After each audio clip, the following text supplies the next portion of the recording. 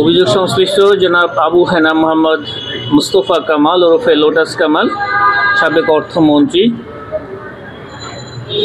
Public servant হিসাবে দায়িত্ব পালনকালে ক্ষমতার অপব্যবহারপূর্বক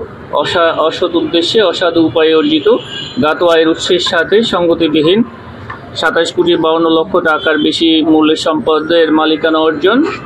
এবং তার নিজ ব্যবসায়িক 32টি অ্যাকাউন্টের মাধ্যমে 446 কোটি টাকারও বেশি সন্দেহজনক লেনদেন করায় তার বিরুদ্ধে দুর্নীতি দমন কমিশন আইন 2004, মানি লন্ডারিং প্রতিরোধ আইন 2012 এবং দুর্নীতি প্রতিরোধ আইন 1947 সংশ্লিষ্ট ধারায় একটি মামলা রুজুর সিদ্ধান্ত গৃহীত হয়েছে। অভিযোগ সংশ্লিষ্ট মিসেস কাশ্মীরি কামাল, স্বামী আবু হেনা মোহাম্মদ মুস্তফা কামাল ওরফে লোটাস কামাল কর্তৃক জ্ঞাত আয় বহির্ভূত 46,11,00,000 টাকারও বেশি মূল্যের সম্পদ অর্জন এবং তার নামে ব্যবসায়িক প্রতিষ্ঠান খুলে উক্ত প্রতিষ্ঠান এবং নিজ নামে 20টি অ্যাকাউন্টের মাধ্যমে 26,64,00,000 টাকারও বেশি সন্দেহজনক লেনদেন করার অপরাধে তিনি ও তার স্বামী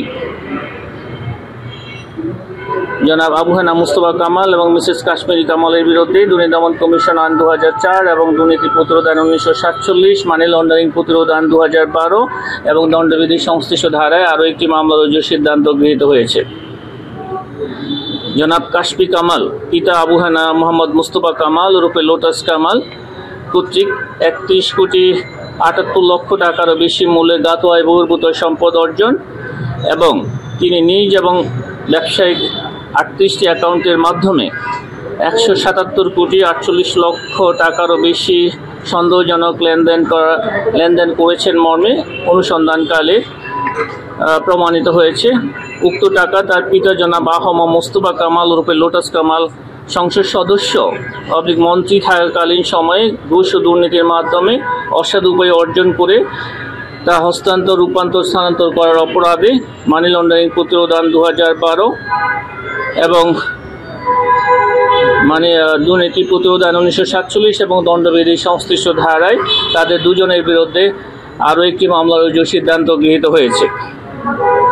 অভিযোগ সংশ্লিষ্ট জনাব নাফিসা কামাল, পিতা আবু হেনা মোহাম্মদ মুস্তফা কামাল রূপে লোটাস কামাল 62 কোটি টাকারও বেশি মূল্যের জ্ঞাত আয়ের উৎস বহির্ভূত সম্পদ অর্জন এবং নিজ এবং ব্যবসায়িক 17টি অ্যাকাউন্টের মাধ্যমে 199 কোটি টাকারও বেশি সন্দেহজনক লেনদেন এবং এই অর্থ ঘুষ ও দুর্নীতির মাধ্যমে অসাধু উপায়ে অর্জন করে তার উৎস গোপন এবং আড়াল করার উদ্দেশ্যে হস্তান্তর, রূপান্তর এবং স্থানান্তর করার অপরাধে জনাব নাফিসা কামাল এবং তার পিতা জনাব আবু হেনা মুস্তফা কামালের বিরুদ্ধে দুর্নীতি দমন কমিশন আইন 2004, দুর্নীতি প্রতিরোধ আইন 1947 এবং মানি লন্ডারিং প্রতিরোধ আইন 2012 এবং দণ্ডবিধির সংশ্লিষ্ট ধারায় আরও একটি মামলা রুজুর সিদ্ধান্ত গৃহীত হয়েছে। আপনাদের অনেক ধন্যবাদ। একটু যদি বলতেন ওনাদের অফিসটা যদি একসঙ্গে একটু বুঝাই বলতেন যে কীভাবে ওনার টাকাটা অবৈধভাবে নিয়েছেন এবং সন্দেহজনক লেনদেনটা কীভাবে করেছেন এবং পরবর্তী কার্যক্রমকে মামলা হলে পরে কী করবেন। জনাব আবু হেনা মুস্তফা কামাল ওরফে লোটাস কামাল, সাবেক অর্থমন্ত্রী, পাবলিক সার্ভেন্ট হিসাবে দায়িত্ব পালনকালে ক্ষমতার অপব্যবহার এবং অসাধু উপায়ে জ্ঞাত আয় বহির্ভূত সম্পদ নিজে এবং তার পরিবারের সদস্যবৃন্দ এই অসাধু উপায়ে অর্জিত সম্পদ জ্ঞাত সারে স্থানান্তর, রূপান্তর এবং হস্তান্তর করার অপরাধে তাদের সকলের বিরুদ্ধে পৃথক পৃথকভাবে মামলা রুজুর সিদ্ধান্ত গৃহীত হয়েছে। মামলা হলে পরে কি হবে, এর পরবর্তী কার্যক্রমটা কি? মামলা রুজু পরে তদন্তকারী কর্মকর্তা নিয়োগ করা হবে। আচ্ছা, তাদের কি ডাকার প্রশ্ন থাকে, জিজ্ঞাসাবাদের একটা প্রশ্ন থাকে, এগুলো কি করবেন কিনা, তাদেরকে ওই সুযোগ অথবা গ্রেপ্তারের কোনো চিন্তা ভাবনা থাকবে কিনা? এই বিষয়ে তদন্তকারী কর্মকর্তা দল তারা ঠিক করবেন তাদেরকে কখন, কিভাবে তাদেরকে জিজ্ঞাসাবাদ করবেন এবং অবশ্যই এটা তাদেরকে আত্মপক্ষ সমর্থনের সুযোগ দেওয়া হবে যদি তারা নিতে চান। গ্রেপ্তারের বিষয়টা হ্যাঁ,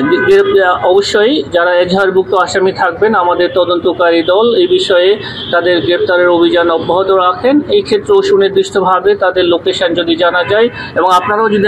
আমাদেরকে এই ধরনের কোনো তথ্য দিয়ে সহায়তা করেন যে তারা সুনির্দিষ্ট কোনো জায়গায় অবস্থান করছেন, এ ধরনের কোনো তথ্য পেলে আমাদের অনুসন্ধানকারী তদন্তকারী দল তারা পরবর্তী আইনানুগ ব্যবস্থা গ্রহণ করবেন। অনেক ধন্যবাদ।